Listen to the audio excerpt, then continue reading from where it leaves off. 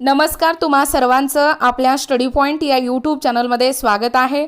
तर मुख्यमंत्री लाडकी बहीण योजना या नारी शक्ती दूत ॲपमध्ये फक्त ह्या चुका टाळा आणि 1 मिनिटामध्ये ऑनलाईन फॉर्म सबमिट करा, याबद्दल संपूर्ण सविस्तर अशी माहिती लाईव्हच्या माध्यमातून आपण या नारी शक्ती दूत ॲपवरती पाहणार आहोत। ही माहिती या ठिकाणी पाहण्या अगोदर तुम्ही जर आपल्या स्टडी पॉइंट या यूट्यूब चॅनलवरती जर नवीन असाल तर आपल्या या चॅनलला लगेचच लाईक आणि सबस्क्राइब करायला विसरू नका आणि हा व्हिडिओ जास्तीत जास्त शेअर करायला देखील विसरू नका। चला तर मग वेळ वाया न घालवता या नारी शक्ती दूत ॲपमध्ये मुख्यमंत्री लाडकी बहीण योजना 1 मिनिटामध्ये आपल्याला ऑनलाईन फॉर्म सबमिट कशा पद्धतीने करता येईल व ऑनलाईन फॉर्म सबमिट झालेली यादी कशा पद्धतीने तपासता येईल ते या ठिकाणी आपण जाणून घेऊया। तर बघा, या ठिकाणी तुम्ही पाहू शकता तुमच्या अनेक समस्यांचं निराकरण या ठिकाणी होणार आहे। बघा, मी कशा पद्धतीने या नारी शक्ती दूत ॲपवरती फॉर्म भरलेले आहे व तुम्हाला भरत असताना कोणकोणत्या अडचणी या ठिकाणी तुम्हाला सामना करावा लागत आहे, त्या अनेक प्रश्नांची उत्तरं मी तुम्हाला या ठिकाणी देणार आहे। बघा, सर्वात प्रथम आपल्याला या ठिकाणी लॉग इन करून घ्यायचं आहे। आपला स्वतःचा मोबाईल नंबर घालून या ठिकाणी लॉग इन करायचा आहे। बघा, लॉग इन केल्यानंतर आपल्याला त्याच मोबाईल नंबरवरती OTP येतो, तो तुम्ही या ठिकाणी पाहू शकता।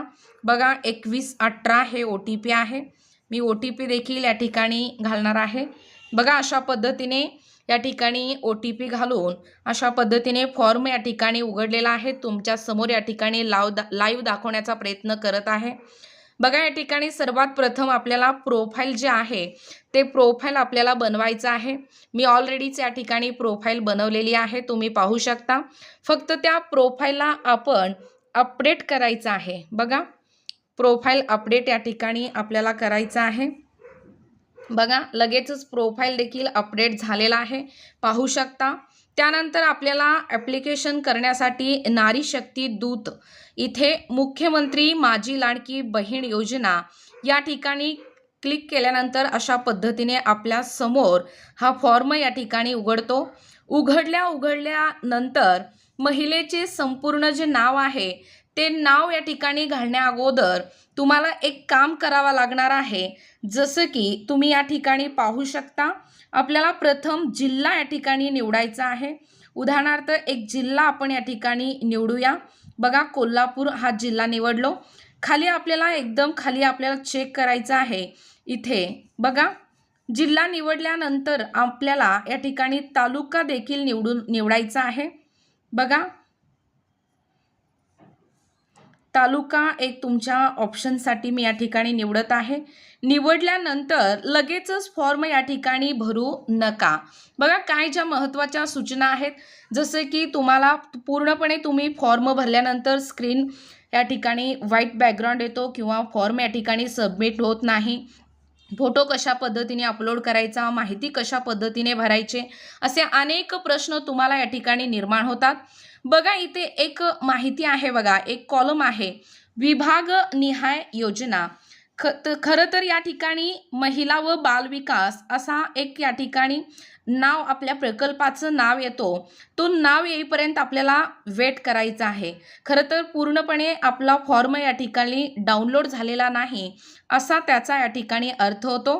त्यामुळे या ठिकाणी विभागनिहाय जी माहिती आहे ती महिला व बाल विकास विभाग आल्याशिवाय फॉर्म भरू नका, जसे की तुम्हाला या ठिकाणी सर्व्हर डाऊन दाखवत आहे। त्यामुळे पूर्णपणे फॉर्म जे आहे ते आपल्या मोबाईलमध्ये डाउनलोड हे झालेलं नाही असा त्याचा अर्थ होतो। बघा, या ठिकाणी महिलेचे जे संपूर्ण नाव आहे आधार कार्ड प्रमाणे आधार कार्डवरचंच नाव आपल्याला घालायचं आहे। तुम्हाला पतीचे नाव किंवा वडिलांचे नाव या ठिकाणी दोन्हीपैकी कुठलं तर एक ऑप्शन सिलेक्शन करून तुम्हाला घालायचं आहे। त्यानंतर महिलेचे जे लग्नापूर्वीचे नाव आहे ते नाव देखील तुम्हाला या ठिकाणी नोंद करायचं आहे। जन्मतारीख देखील आधार बेसवरच घालायचं आहे।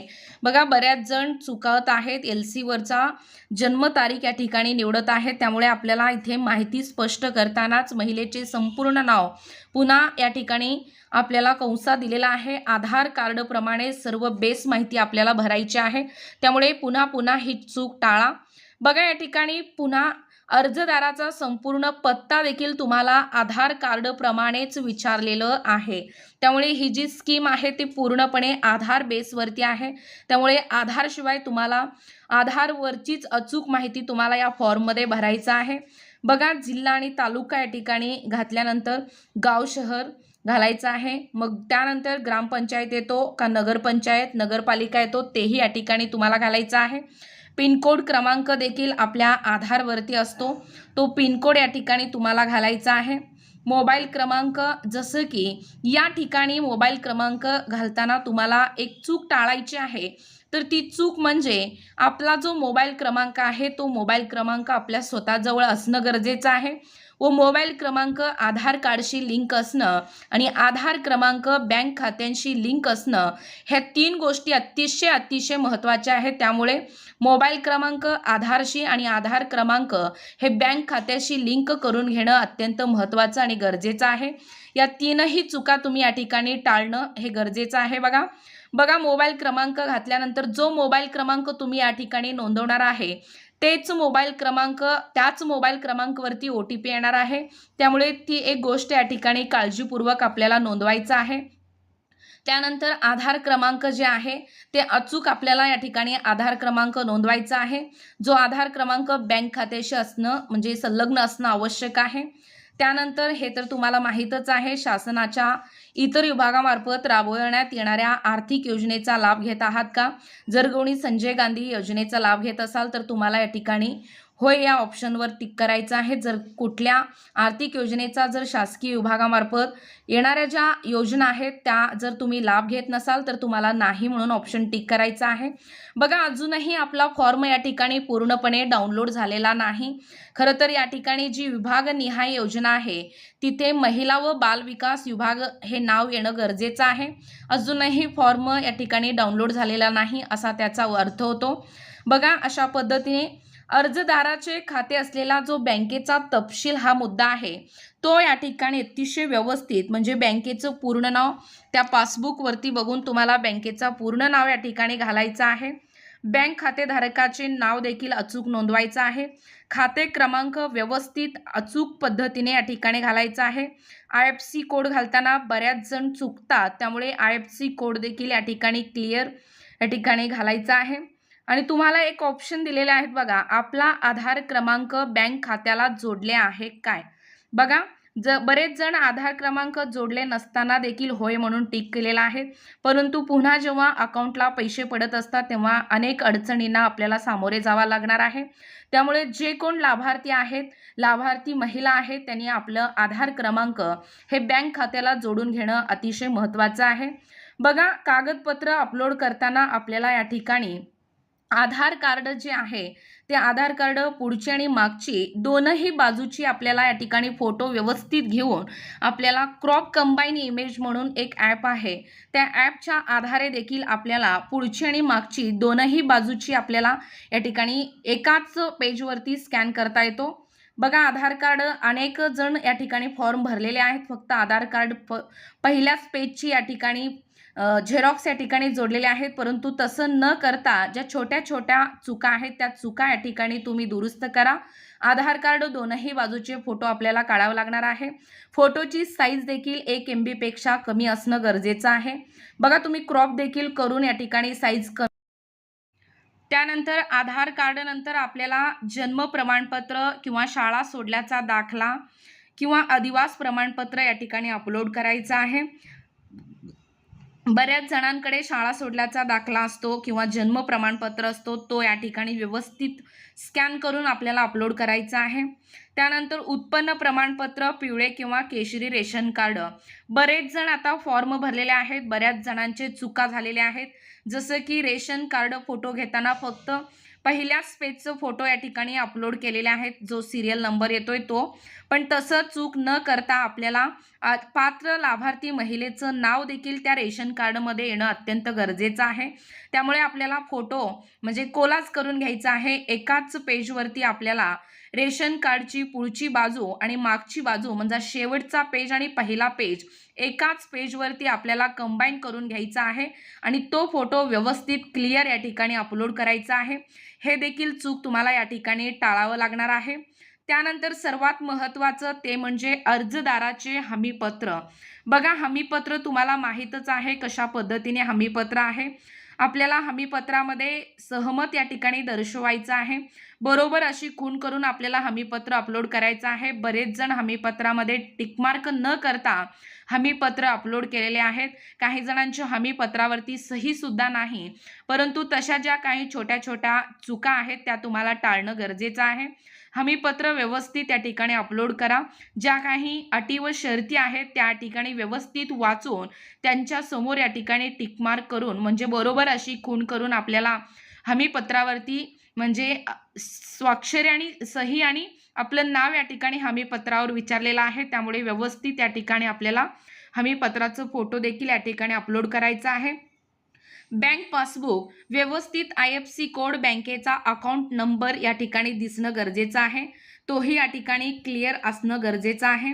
त्यानंतर महिलेचा जर जन्म परराज्यातील असल्यास पतीचं कागदपत्र तुम्हाला विचारलेलं आहे.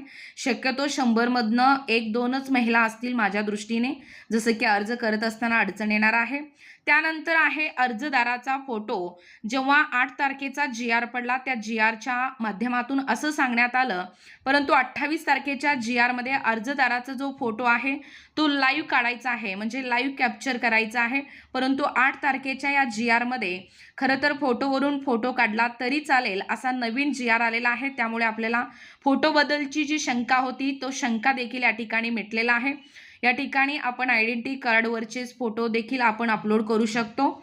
बघा, पूर्णपणे या ठिकाणी अशा पद्धतीने आपल्याला व्यवस्थित सगळे डॉक्युमेंट्स स्कॅन करून घेऊन ही जी माहिती आहे आधार बेसवरती ती माहिती आपल्याला या ठिकाणी व्यवस्थित भरावयाची आहे. भरून झाल्यानंतर या ठिकाणी आपल्याला ॲक्सेप्ट हमीपत्र म्हणजे स्वीकारा यावरती क्लिक केल्यानंतर आपला फॉर्म पूर्णपणे सबमिट होतो. सबमिट झाल्यानंतर या ठिकाणी बघा अशा पद्धतीने माहिती जतन करा, अशा पद्धतीने पूर्ण माहिती भरल्यानंतर येणार आहे. त्यानंतर आपल्याला सबमिट केल्यानंतर OTP येतो. जो मोबाईल नंबर आपण या ठिकाणी दिलेला असतो त्या मोबाईल नंबरवरती OTP येतो. बघा, मी या अगोदर ज्या काही अर्ज केलेले आहेत माझ्या प्रोफाईलवरून ते तुम्ही या ठिकाणी पाहू शकता. बघा, अशा पद्धतीने मी या ठिकाणी काही लाभार्थी महिला जे पात्र लाभार्थी महिला त्यांचे फॉर्म मी अशा पद्धतीने अपलोड केलेले आहे. बघा, यापूर्वी केलेल्या अर्जामध्ये आपण जेवढ्या आपल्या प्रोफाईलवरती फॉर्म भरतो ते या ठिकाणी येथे दिसतात. बघा, या योजनेबद्दल माहिती देखील तुम्हाला इथे मिळू शकते. हमीपत्राची PDF देखील तुम्हाला या ॲपमध्ये मिळणार आहे. बघा, एकूणच यापूर्वी केलेल्या अर्जामध्ये अशा पद्धतीने आपण भरलेले फॉर्म या ठिकाणी मिळतात. फक्त चूक एवढेच करू नका की फॉर्म उघडल्या आपल्याला पहिल्यांदा प्रथम जिल्हा, तालुका आणि विभागनिहाय जी योजना आहे तिथे महिला व बाल विकास विभाग हे नाव येईपर्यंत वेट करायचं आहे. जसे की त्याचा अर्थ असा होतो की आपल्या मोबाईलमध्ये तो फॉर्म पूर्णपणे डाउनलोड झालेला आहे असा त्याचा अर्थ होतो. एकूणच अशा पद्धतीने तुम्हाला हे फॉर्म या ठिकाणी भरता येतो. घरच्या घरी तुम्ही फॉर्म भरू शकता. फक्त तुम्ही जर स्वतः फॉर्म भरणार असेल तर प्रोफाईल अपडेट करताना नारी शक्ती जो प्रकार आहे त्या प्रकारामध्ये आपल्याला सामान्य महिला म्हणून टिक करायचं आहे. जर तुम्ही अंगणवाडी सेविकांकडून जर फॉर्म भरून घेत असाल तर तुम्हाला अंगणवाडी सेविका किंवा मदतनीस म्हणून या ठिकाणी तो ऑप्शन या ठिकाणी सिलेक्शन करायचा आहे. बघा, अशा पद्धतीने आपण लाईव्हच्या माध्यमातून हा फॉर्म कशा पद्धतीने भरायचा ते या व्हिडिओच्या माध्यमातून आपण पाहिलेला आहोत. अशाच प्रकारचे नवनवीन अपडेट पाहिजे असतील किंवा तुम्ही जर कोणत्याही स्पर्धा परीक्षेची तयारी करीत असाल किंवा तुम्हाला जर आमच्या अध्यापनाचे व्हिडिओ आवडत असतील किंवा तुम्ही जर आपल्या स्टडी पॉईंट या यूट्यूब चॅनलवरती जर नवीन असाल तर आपल्या या चॅनलला लगेचच लाईक आणि सबस्क्राईब करायला विसरू नका. भेटूया अशाच पुढच्या नवीन व्हिडिओमध्ये. तोपर्यंत धन्यवाद.